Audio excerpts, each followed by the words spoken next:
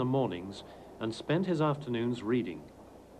Life in exile is said to have given Deng precious time which he might not have enjoyed in Beijing.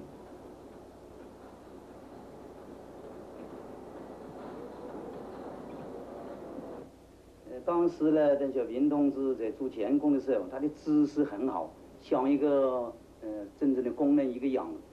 大家呢就问他，我们也都问他，你这个监工姿势你为什么做得这样好啊？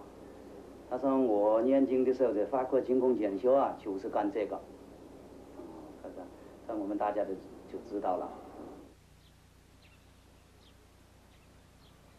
For more than 3 years, Deng Xiaoping lived in this isolated military compound under house arrest during the latter part of the Cultural Revolution. He did not waste his time while he was here. In addition to raising food for his own existence and doing exercise, he thought about the future of China. He began to plan, he began to dream the sort of things he would do if, by some turn of fate, he should again rise to a pinnacle of power in his own country. He walked around this very courtyard every afternoon, his head deep in thought. His daughter watched him as he walked. She knew that he was thinking about China, her problems, the terrible chaos which was being created by Mao in the Cultural Revolution. He wanted to do things that brought results. He summarized all of that in a phrase which he uttered even before he was put into prison. He said, "It does not matter whether a cat is black or white, so long as it catches a mouse." And this was his philosophy. It didn't make any difference whether the politics of it was right, whether the ideology was correct, so long as it brought the things which China needed. And out of his thinking, in this remote corner of Jiangxi province, came the hopes and dreams which he sought to put into power if and when he was returned to office.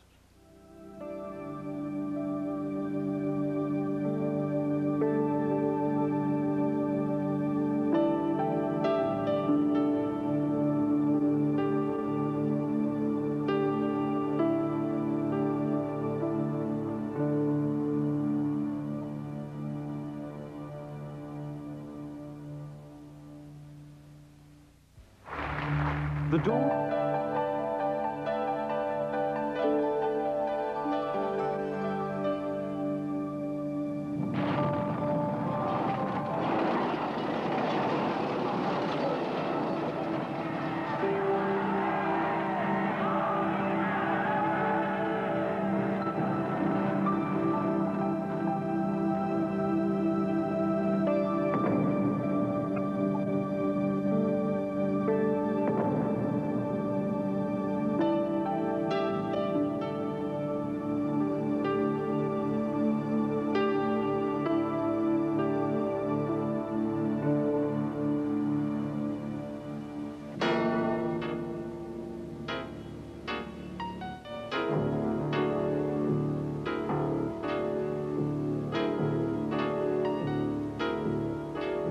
As time passed, the Cultural Revolution led to serious internal disturbances.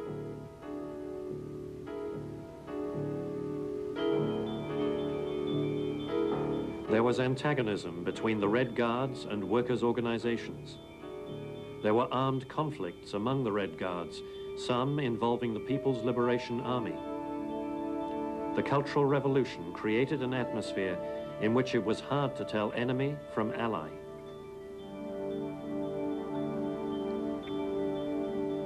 In 1969, amid the confusion of the Cultural Revolution, the 9th Party Congress was held.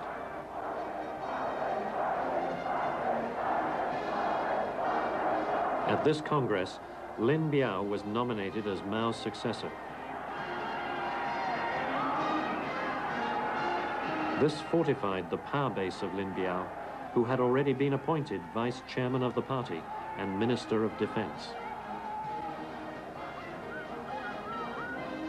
Also attracting attention was the rise of the group which would later be known as the Gang of Four.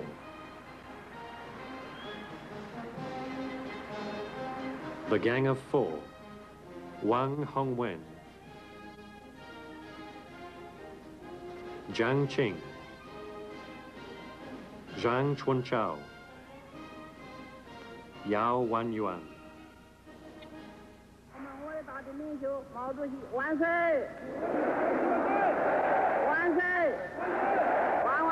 At that time, everyone hailed Chairman Mao and called for the overthrow of the existing power structure. The ministries and the offices of the State Council, the main government administration, virtually ceased operations. In 1973, Mao Zedong brought back Deng Xiaoping from this remote Jiangxi exile and put him at his right hand to take charge of economic affairs.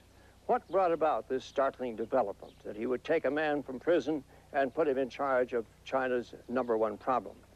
It was a combination. Chongqing had more and more interfered in the conduct of business. It was going badly. Mao understood that the country was in trouble, and in this moment, Zhou Enlai, upon whom he had always relied to keep things going no matter how bad the situation, came down with cancer. Deng had to be brought in.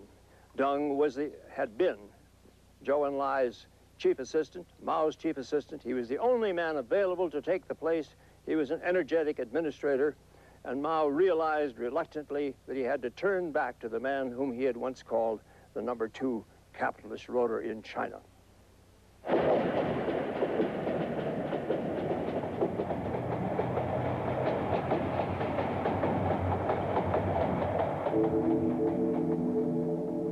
He walked into a reception for Prince Sihanouk looking as though he had just returned from a business trip.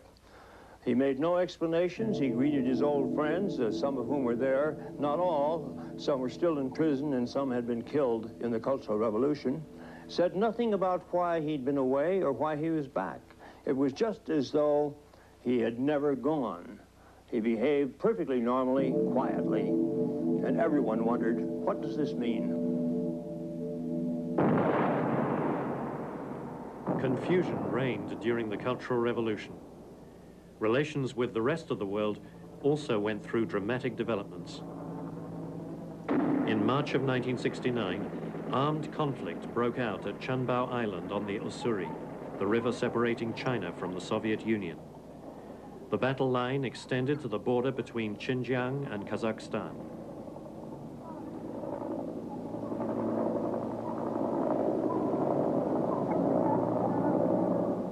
Soviet-Chinese relations had reached the critical point in September of 1969 when war was felt to be imminent. Just at that moment, Ho Chi Minh, the Vietnamese leader, died. All of the chiefs of the communist world gathered in Hanoi for the funeral. All of the powers, with the exception of China, were present. The smaller communist nations begged the Russians to make one more effort at peace. The Russians agreed. Kosygin asked permission to go to Beijing. Beijing did not give approval until Kosygin was actually in air on his way back to Moscow. He diverted himself and went to Beijing, sat down in the Peking airport for 5 hours with Zhou Enlai, trying to work out their differences. They were unable to resolve their differences, but they held off war. They agreed that there would be diplomatic meetings in October to try and work out an agenda to negotiate their differences, largely over territories which the Russians had seized originally from China. It averted war, it pushed back that threat, and it was never as great in the future.